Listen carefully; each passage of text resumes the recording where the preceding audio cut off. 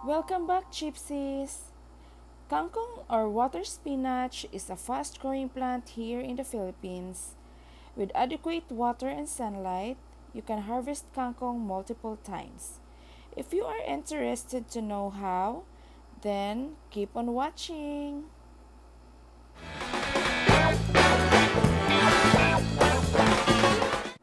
There are many ways to plant your kangkong, guys, and the famous one is from cutting, but mine is from seed, and I put it in a recyclable crate. It took 1 month more or less to have your first harvest, and you can also plant this kangkong, guys, in a watery or a muddy area, but mine I planted it in soil. This variety mostly harvested with roots pulled out, but I tried cutting them to harvest multiple times.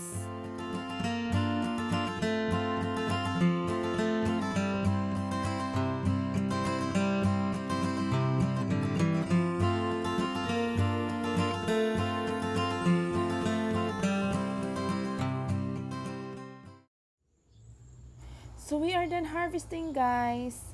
These cuttings will grow again after a week or two. And if you have fertilizers, then this is the perfect time to apply some. Water them twice daily if necessary. Then I will update you guys in my Instagram account and link below.